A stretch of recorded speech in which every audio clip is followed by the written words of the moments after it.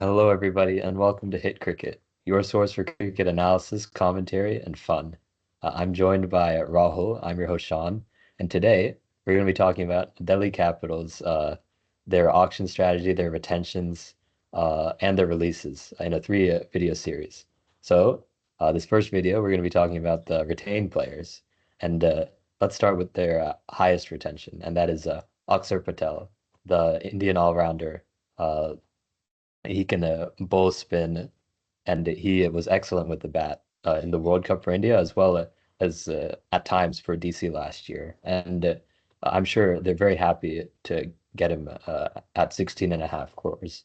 Uh, he could potentially be their next captain too. Rahul, what are your thoughts on this retention? Yeah, I mean, no-brainer, fabulous retention. We've seen his batting improve like leaps and bounds also over the past 2, 3 years. He can bat as a floater at number four. He can come in and finish the innings. And his bowling, there's no words that need to be said about it. I mean, he's such a consistent bowler, makes very economical on most occasions, and can pick wickets on slower surfaces as well. And he's a good fielder as well. And we saw him captain in the absence of Rishabh Pant in one game last year. So, like you said, potential captaincy candidate considering Pant has been moved on from. But yeah, I mean, he's just been magnificent in that T20 World Cup for India, crucial knock in the finals, and some other important innings. And with the ball, also he did magnificently well. Took over Jadeja's role beautifully. And he's just one of those like high impact players you can have as an Indian all rounder as well. So yeah, no brainer. 16.5 crores is a good deal on him. Mhm. Would have certainly gone more in the auction if they let him go. But next player is Kuldeep Yadav, the Indian left arm wrist spinner. He is exceptional. He was really great at the World Cup and was really solid for Delhi last year as well. I'm sure they're happy to retain him at 13.25 crores. Rahul, what are your thoughts? Yeah, absolutely. It's a no-brainer retention again. I mean, uh, as we've mentioned in a lot of our videos before, quality Indian spinners are really hard to find out there in the market. And even if you do, they're going to go for a lot of money. So to secure a proper India's number one wrist spinner currently at 13 crores, keep him on your team is an absolute steal. I mean, we saw him play magnificently for India. He's played magnificently for Delhi as well. To come out of that horror KKR season and to come to the Delhi Capitals and actually put in performances and rediscover his form and be better than he was before is magnificent. And yeah, he's going to be such a key part of the Delhi Capitals again. The fact DC is able to secure two quality spinners who can give you 8 overs, both picking up wickets and keeping it tight is something, a luxury that no other team has. So in that way, magnificent retention. Mhm. Easily the strongest core of spinners right before the auction. So next player is a young, talented, promising player from South Africa.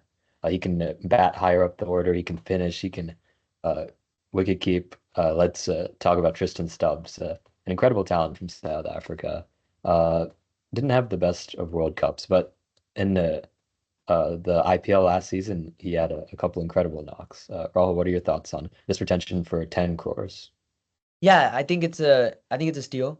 I mean, 10 crores, you might think he might not go as much, but he's such a quality batter. I mean, he can keep wickets for you as well if needed. And we saw him bowl some overs for Delhi as well. So he can bowl one over. I don't know if he'll get hit or not, but he can that's not his primary skill, but the way he batted last year for Delhi was magnificent. They used him as that finisher role and he played some high impact innings. I remember the knock against LSG last year was simply phenomenal. And he's that batter. Like he plays for South Africa at number four, so he can build an innings as well, and he can also finish in innings and play at an explosive strike rate.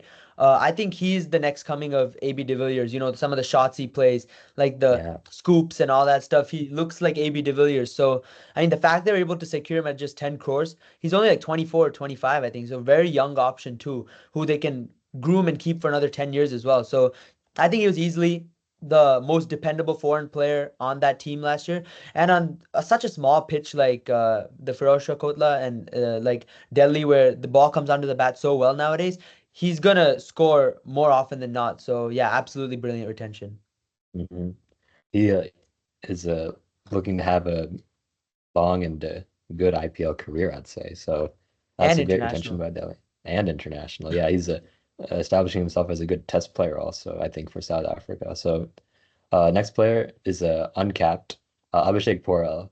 To be honest, watching him last year, he had a couple really good 50s in there, quick fire 40s as well. So, I mean, I think it's an absolute steal at 4 crores. They could groom him a little bit more also. I mean, he can also wicket keep, if I'm not mistaken. So, Rahul, what are your thoughts? Yeah, I mean, we saw the talent in him, and I think for 4 crores, it's a good deal because he can keep wickets. He can bat opening the order. He's coming later down the order as well. My only issue is, are they going to give him 14 games? Is my question, or has he shown enough in the past few seasons that okay, he's going to get 14 games, no doubt. He's a quality enough player to play 14 games. I don't know about that because Hmm. he had a couple of good knocks, but I don't know if he's that kind of player who gives me confidence that I can start him consistently for 14 games at that key opening slot and that he can fire for me more often than not or give me high impact knocks. So that's my only issue with him.